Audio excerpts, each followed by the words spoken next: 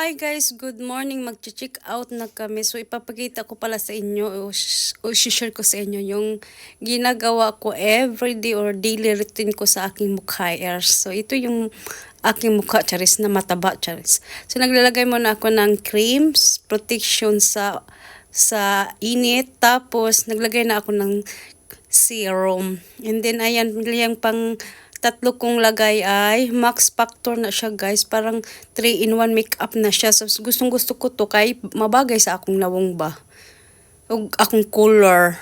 So, matagal-tagal ko na yan binili. So matagal ginamit ko din. And then meron pa akong bagong natuklasan na makeup dahil nga bagong abot siya. Tapos ako ang nag-display. So na-interested ko sa color. So bagay pala sa aking lip, sa aking color, sa akong labi. So binili ko siya.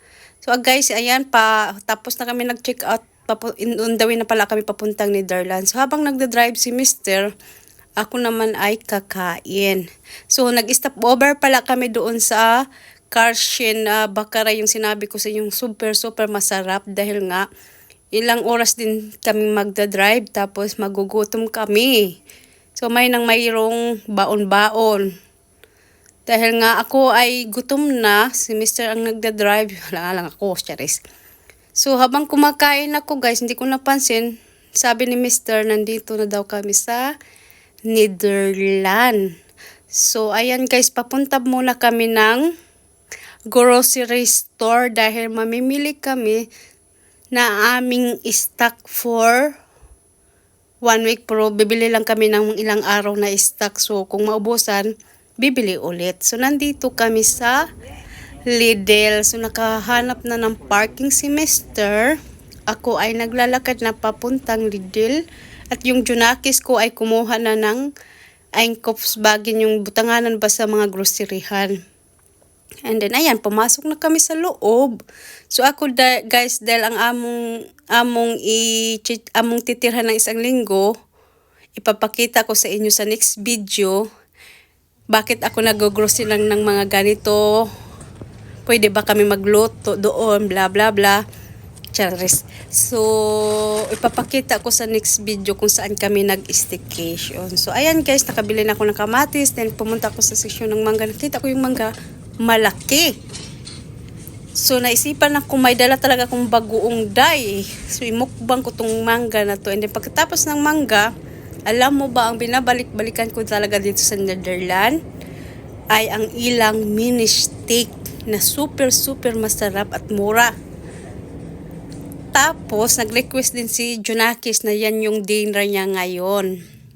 So, ayan guys, nahanap ko na ang aking hinahanap na mini steak dito sa Netherlands. Aywan ko, pag pumunta kami guys, ito talaga ang hinahanap ko. And then pagkatapos dyan, yung kay Mr. ay chicken crunchy na super crunchy talaga.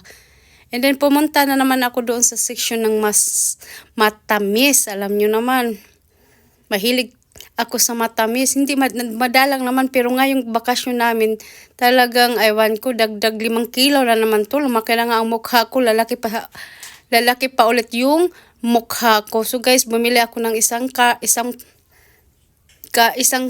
ba ng chocolate. And then pagkatapos, naglakad-lakad ako doon sa matamis guys. Alam mo, nakahanap ako ng chicharong baboy. And then bumili ako ng isang pack kay murag maayo man ang inang pagkaluto ba sa chicharon. So ayan guys, tapos na kami nag-grocery, yan lahat ng grocery namin. Pero isang araw lang yan guys. Tapos babalik ulit kami. So naglalakad na kami papuntang cashier. So bumili pala ako ng fish dahil gusto kong humigop ng sabaw. At saka bumili ako ng parang pichay na malaki. Dahil magtutulang fish ako ngayon. So ayan muna ang aming video sa aming vacation.